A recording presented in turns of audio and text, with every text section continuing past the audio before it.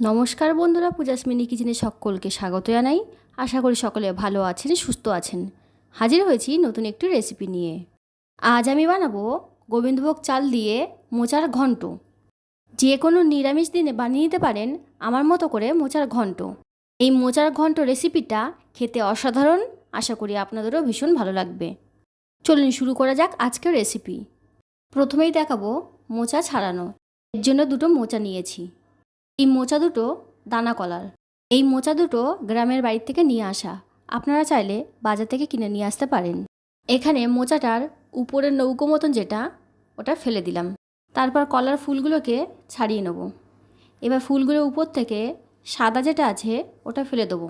ফুলের মধ্যে দেখা যাচ্ছে দেশলাই কাঠির মতো একটা শক্ত কাঠি, সেই কাঠিটাকে ফেলে দেবো। কাঠিটা সাদা রঙের, অন্য ফুলের থেকে এই কাঠিটা শক্ত। এইভাবে সব ফুলগুলোকে বেছে নেব।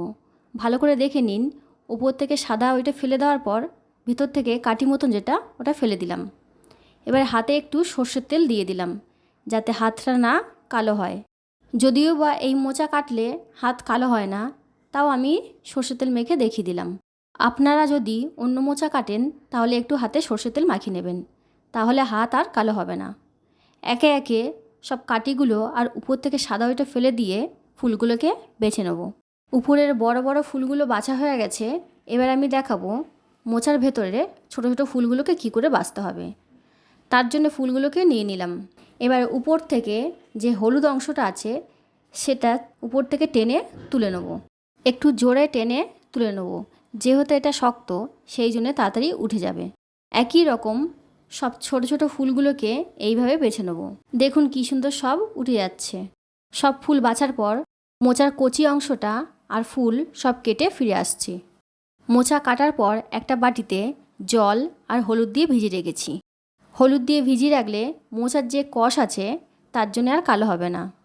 মোচার ঘন্টার জন্য এখানে 4টে আলু নিয়েছি। আলুগুলোর খোসা ছাড়িয়ে ধুয়ে কেটেছি। এখানে আলুর সাইজটা বড় বড় রেখেছি। নিয়েছি একটা ছোট টমেটো, টমেটো ধুয়ে টুকরো করে কেটে নিয়েছি, আর দুটো কাঁচা লঙ্কা। এদিকে একটা বাটিতে 1 মুঠো গোবিন্দভোগ চাল নিয়েছি। চালটা ভালো করে ধুয়ে জলে ভিজিয়ে রেখেছি। এই গোবিন্দভোগ চালটা রান্নাতে ব্যবহার করব। এই রান্নার জন্য একটা মশলা তৈরি করে নেব। তার জন্য নিয়ে নিয়েছি বাটি। বাটিতে দিয়ে দিচ্ছি 1/2 চামচ আদা বাটা, 1/2 চামচ হলুদ গুঁড়ো, 1/2 চামচ লঙ্কার গুঁড়ো, 1/2 চামচ জিরের গুঁড়ো, 1/2 চামচ ধনিয়ার গুঁড়ো। এবার এতে অল্প জল দিয়ে দেবো। জল দিয়ে একটা পেস্ট তৈরি করে নেবো। তার জন্য ভালো করে চামচ দিয়ে নাড়িয়ে দেবো, যাতে না একটুও ডেলা ডেলা না থাকে।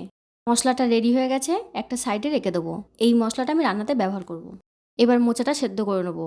তার জন্য ফ্রাইং প্যানে জল দিয়ে অল্প নুন আর হলুদ দিয়ে গ্যাসটা অন করে হাফ সেদ্ধ করে নেবো। তারপর একটা ঝুড়িতে জল ঝরাতে দিয়ে দেবো। সেদ্ধ হয়ে গেছে, এবার ঝুড়িতে জল ঝরাতে দিয়ে দিয়েছি। এরপর গ্যাসটা অন করে কড়াইটা বসিয়ে দিলাম। কড়াইটা গরম হতেই দিয়ে দিচ্ছি পরিমাণ মতন সর্ষের তেল। পুরো রান্নাটাই সর্ষের তেলে করব।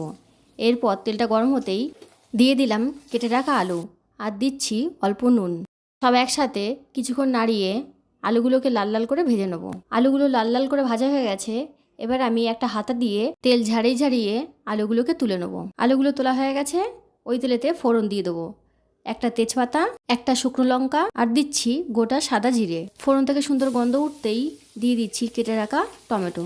টমেটো দিয়ে কিছুক্ষণ নাড়িয়ে ভেজে নেব, যাতে কাঁচা গন্ধটা না থাকে।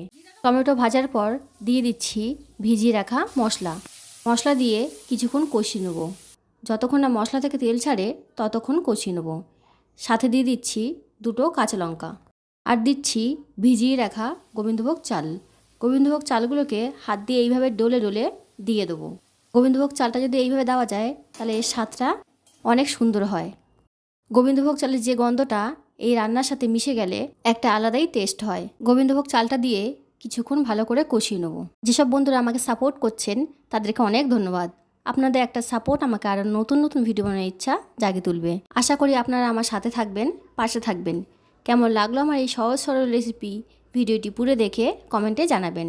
ভালো লাগলে লাইক করবেন, সাথে শেয়ার করবেন। মশলাটা কষানো হয়ে গেছে, তেলও ছেড়ে এসছে। এবার আমি দিয়ে দেবো ভেজে রাখা আলুগুলো। আলুগুলো দিয়ে 2-3 মিনিট নাড়িয়ে নেব। কিছুক্ষণ নাড়ানোর পর দিয়ে দিচ্ছি সেদ্ধ করা জল ঝরানো মোচা। এবার এটাকে 2-3 মিনিট ধরে কষিয়ে নেব। সব একসাথে কষানোর পর দিয়ে দিচ্ছি পরিমাণ মতন জল। জলটা দিয়ে ভালো করে নাড়িয়ে দেবো।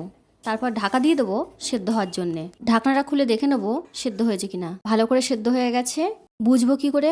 তার জন্য একটা আলু খুন্তি দিয়ে দেখে নিলাম। এতে দিয়ে দেবো স্বাদের জন্য অল্প চিনি, 1 চামচ ঘি আর পরিমাণ মতন নুন। দিয়ে দিচ্ছি অল্প গরম মশলা। সব একসাথে ভালো করে নাড়িয়ে নেবো। নুনটা যেহেতু আগে দিইনি সেই জন্য এখন দিলাম। তৈরি হয়ে গেল মোচার ঘন্ট। এবার একটা পাত্রে নামিয়ে নেবো। আবার চলে আসবো অন্য কোনো নতুন ভিডিও নিয়ে। ততক্ষণ সুস্থ থাকবেন, ভালো থাকবেন। ভিডিওটি দেখার জন্যে সকলকে অনেক ধন্যবাদ।